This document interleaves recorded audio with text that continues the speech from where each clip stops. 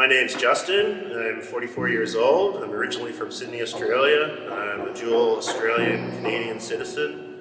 I've lived in Canada for the last over 20 years. And I came to Ukraine the middle of April to volunteer and do whatever I can to help Ukraine. Basically, my story is I owned a business in Canada for the last 8 years, and last year wasn't a good year for the company, and I made the decision in January to shut down the business. And I was basically en route to a fresh start.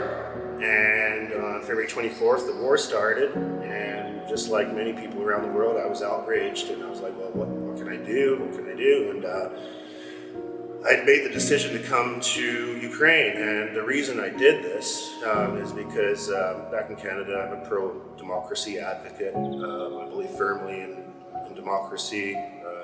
I believe authoritarianism is evil, and it's kind of a force that's pervasive around the world right now. And Ukraine is basically the front lines of good versus evil, as far as I'm concerned. This is a moral decision. Ukraine, a fleggling democracy, needs all the support it can get to fight the tyranny that's coming out of Russia right now. And that's why I came here. And also, my grandfather on my mother's side is Ukrainian as well.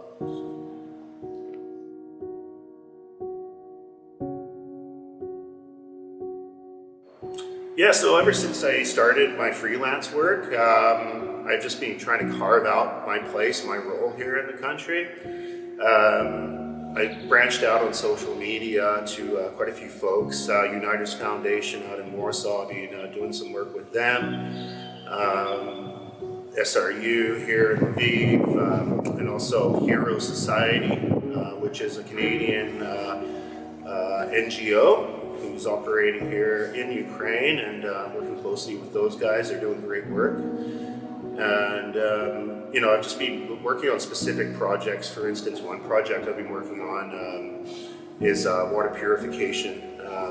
Clean drinking water is problematic through large parts of the country in the east. And I worked on a project getting a bunch of portable water purification units shipped out from Canada. And I fundraised for that. And Uniters Foundation in Warsaw helped me out with the importation into Poland and getting them to Lviv. They distributed a bunch of the units to their contacts on the front line and their network. And then I've got another 15 of these units that I'm bringing out myself next week to Donbass and Kharkiv area.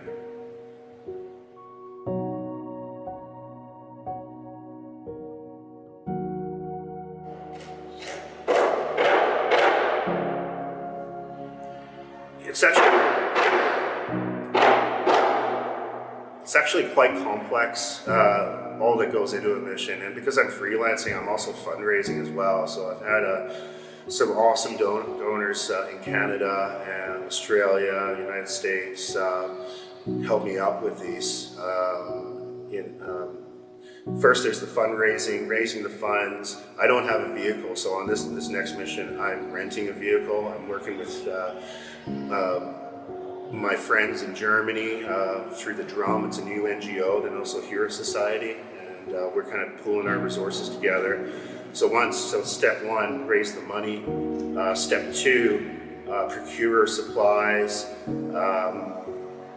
That's, we're paying whatever money we have from donors, and we go off to, like, say, Metro, which is like a Costco and, a wholesaler, and just buy as many products for food and, children's products and whatever, toys, and on that end, and then work with other organizations who need to get supplies to the east.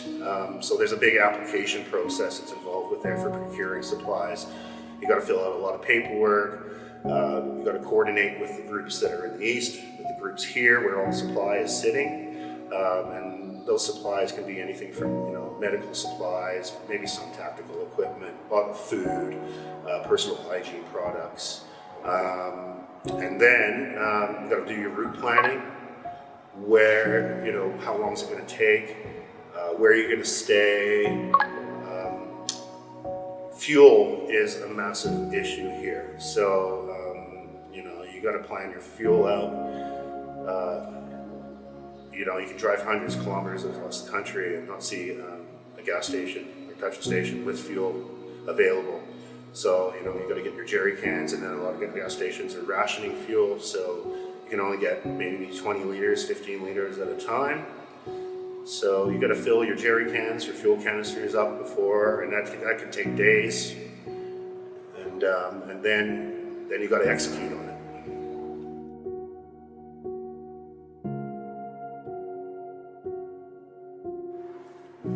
Yeah, so the actual execution of the mission, it involves hours and hours of driving, obviously. So typically there's 2 or 3 individuals involved, taking turns driving. The driving time can vary. It also depends on if you have to fill up and sometimes wait 2.5 hours in a lineup or queue to get your fuel en route. And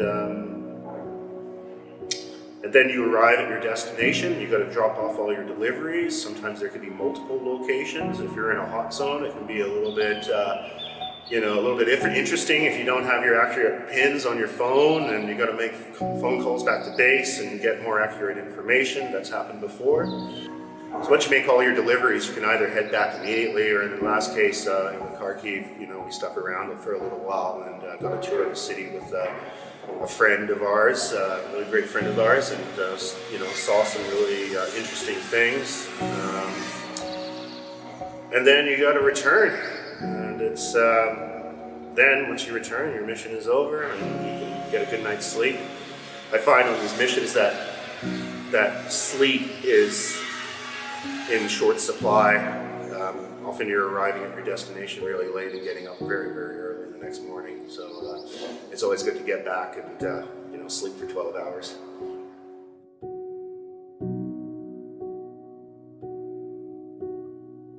So obstacles, I guess there are quite a few obstacles. It's not really an obstacle, but you do have to get your paperwork in order, because when you go through checkpoints, having that paperwork in order definitely helps. You go through checkpoints, they want to see this. The fuel situation in the country is a massive obstacle. It can, slow down. It can turn a 4-day or 2-day drive into a 4-day drive. And apart from that, as long as you're working with good people, everything should come together seamlessly.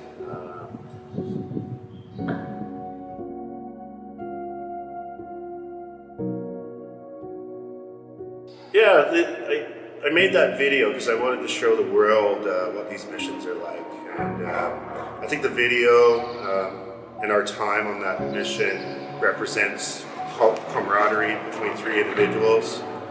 3 individuals who, never have encountered each other if we weren't in Ukraine, working on the same purpose, the same task. And, we developed a good bond on that mission. And then also, it was quite sad and tragic at the same time. What we saw definitely affected the 3 of us, albeit, you get over it, but the next day, you're definitely feeling it. And I've never been to a hot zone before. That was my first time into a hot zone. I was a little apprehensive. The only time I actually felt fear, it was very temporary. There was a howitzer on the Ukrainian return fire that went off maybe, 100 meters from us or something, and it's like those howitzers are like 181 decibels, and it was like loud, extremely loud, and I was like, whoa, that's crazy. But I thought maybe it was Russian artillery landing like a few meters away from us, but I quickly realized that it was Ukrainian return fire, and that eased my nerves quite a bit. Yeah, so after that journey, I definitely have a lot better understanding of how you can manage risk in those situations. So the fear does not exist anymore so you learn to be able to manage your risk in those situations, and there's no sense of fear anymore.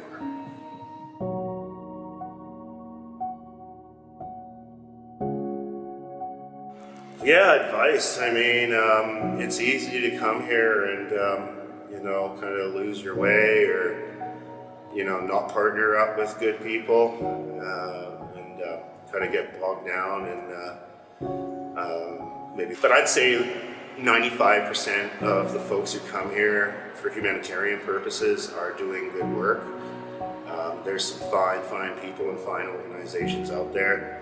On an individual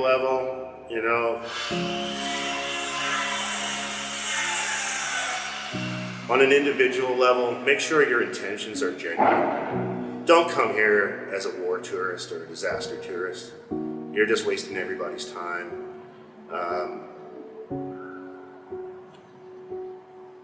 If you have good, solid critical thinking skills, training, figure out how you can best apply those skills.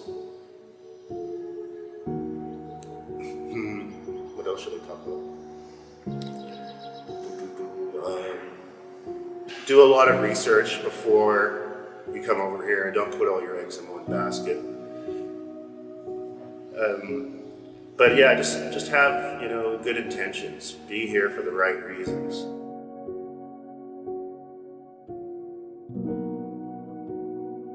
I think the world has learned that the Ukrainian people are highly resilient.